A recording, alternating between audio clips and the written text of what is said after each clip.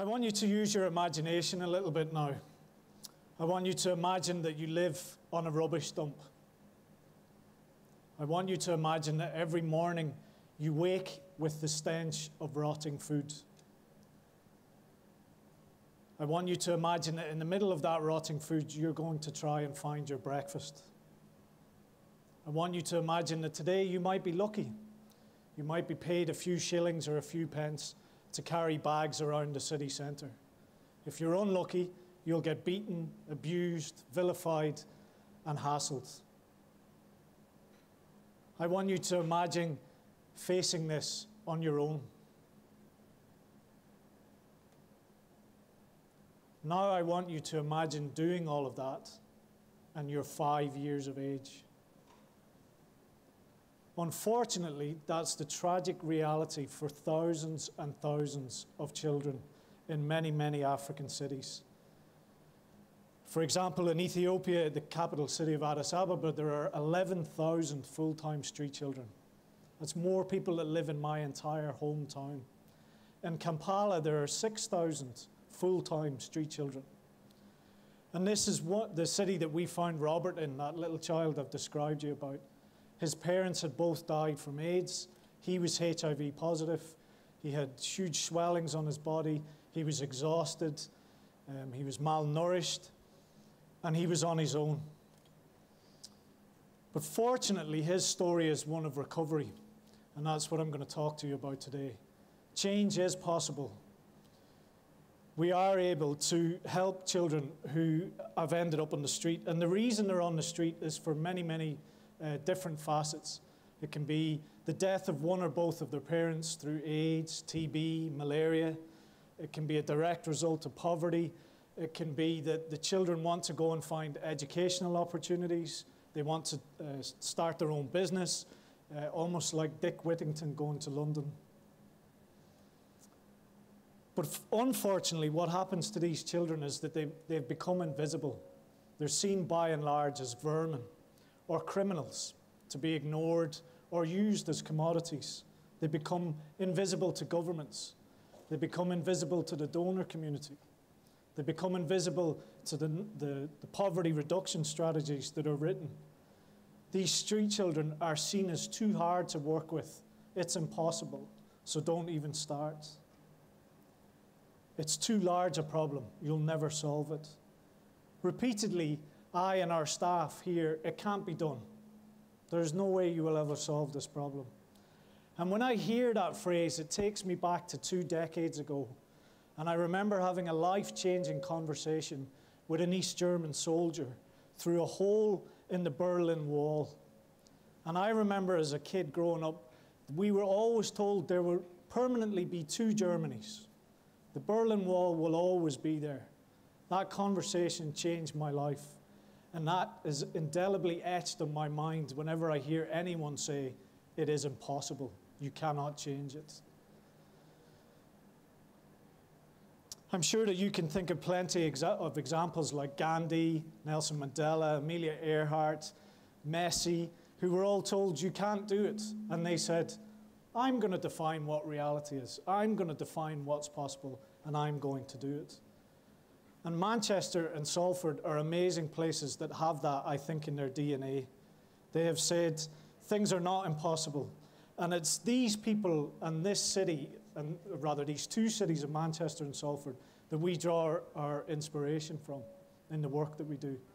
And recently, Retrak helped its 1,000th child return home.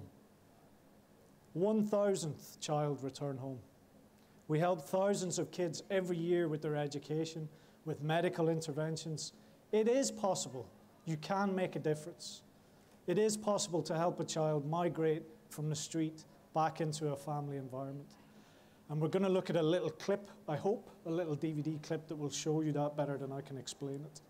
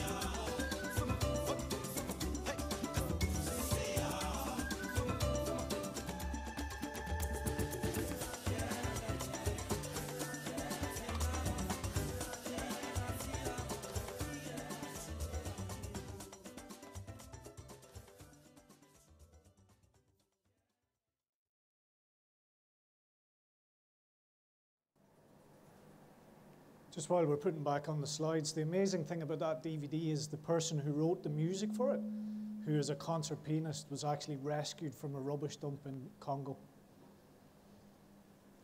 There we go. So, rather than accepting the status quo, i.e. it's too hard, don't work with these kids, we said, let's focus on what we can do. Let's take a step, one after one after one. Let's do the things that we can. Now we're over 1,000 children gone home. We want to reach another 1,000 and another 1,000 because we can see the difference that helping these children return home makes, not just for the children, but for their families as well, in terms of their economic well-being, their health, their ability to access resources, whether they be medical or educational. We help them realize their potential. In a sense, we're making the invisible visible. I remember one day being in the slums of one of the cities that we work in with a group of boys who'd all been on the street for at least a year. And I said to them, what are your dreams? What is it that you want to do? And each child responded, I want to be a doctor. No, I want to be a mechanic. No, I want to be a pilot. No, I'd really love to be a footballer. And we came to the last guy, maybe under 10 years of age, about this height. And he puffed out his chest and he said, I want to be president. And I thought, oh my goodness, this child is starving, yet he still has aspiration. And I thought, if that happened in the UK or Ireland, that child would now get paggered with abuse. He would get slagged off. And actually what happened was there was a silence descended. And then the most amazing thing I've ever seen, the group of boys that were with him applauded. They actually cheered this child's dream and this child's ambition. We should say, why not? Manchester and Salford said, why not? This is where the suffragette movement started. This is where the Industrial Revolution started. I'd encourage you, if you've never been to the Museum of Science and Industry, to go down there. Look at the number of men and women who said, why not? Why shouldn't we? We can change things. We can make the impossible possible. One of the big things that Manchester did that has an impact on us in an organization was in the 1800s, a group of businessmen got together, formed a thing called the Together Trust and said, we're going to respond to one of the main social challenges of our day at the height of the Industrial Revolution. What was that challenge? Street children. Manchester had hundreds of street children, and they said, enough, we're going to change it. It's an amazing place, this, and I think that heritage is something that we need to recapture again if we're going to tackle these huge global agenda issues. In a time of recession, we need to be as innovative, as creative, as daring, and as risk-taking as the pioneers and our forebears in this city were. We need to take risks.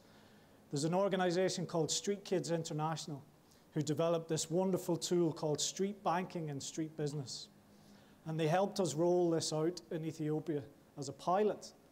And what they did was they gave 15 children between $40 and $60 as a startup grant for their own businesses, mentored them, trained them, taught them about how to manage money, marketing, promote yourself. A year later between them, they were earning $15,000. From a $40 startup to $15,000 between them at the end. That's some return on investment. That is absolutely an incredible thing to be able to do.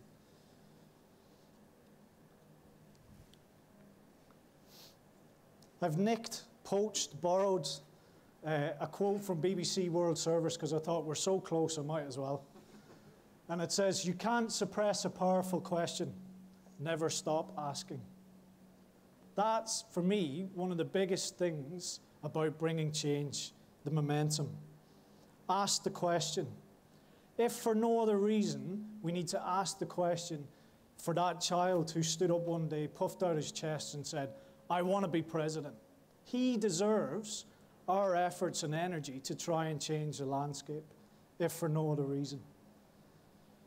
In 1973, the governments of Europe, including the UK, made a promise.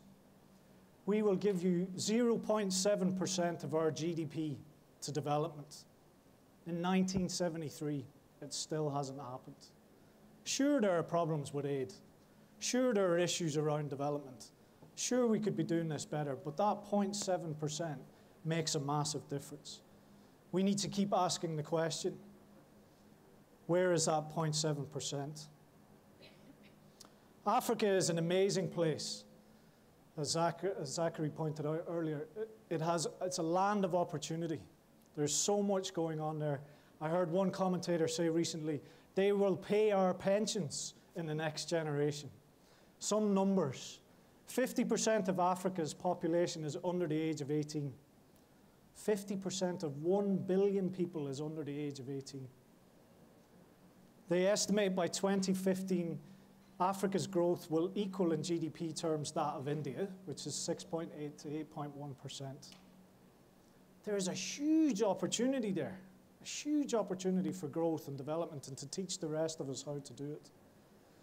They estimate globally that there are 24 million children living without parental care. 24 million children living without parental care. What a scary thing that is. We need that 0.7%. We need to keep asking the government questions. Sometimes, when you're faced with these kind of numbers, 24 million, 10 million are suffering from AIDS and HIV, you think I'm in Salford or I'm in Manchester. What possible difference can I make? How on earth can I, as an individual, impact change? Well, I think you can. And I think you should. And I think TED is a great vehicle for encouraging all of us to do that. Ideas worth sharing, worth spreading. Follow your passion. What's your dream for change? What is it that you would like to try and be? Are you the next Bill Gates? Are you the next Alan Sugar? Are you the next Amelia Earhart? Are you the next Meg Whittam from eBay? One of our frustrations is that even though in 2011 we worked with over 7,000 children, we're still only scratching the surface. This is a huge problem, and it needs minds much more creative and much more intelligent than mine and ours to get together and make a difference. Whether you're in Manchester or Salford or Africa, you can make a difference. And if you want to do something about street children issue, there's two really simple things you could do. One is, next week on Thursday, the second ever International Day of the Street Child. Google it, Facebook it, tweet about it, tell everybody about it. Another one is what we've called the Zero campaign. One of the issues and challenges for the street child sector is that we don't know what the actual number is. Some people think there's 100 million children globally on the street. We don't really know. We know it's an enormous, mind-boggling, staggering number. And we were trying to wrap our heads around this. How can we make a difference? How can we change the landscape? How can we create education and employment opportunities? Ultimately, how do we reunite children and their families? And we said, surely in this day and age, the number of children that are forced to live on the street should be zero. Let's turn this thing on its head and not be bothered about what the total number is. Let's pour all of our energy into making it zero. Let's make it zero. And you can sign up to that campaign. There's lots of agencies involved in it. To finish with this, all those years ago in Berlin, that soldier said to me, everybody said this was impossible. It would never change. What I'll remember, never, ever, ever forget, is that he said to me, now everything is different. Now anything is possible. Now it all changes. Thank you.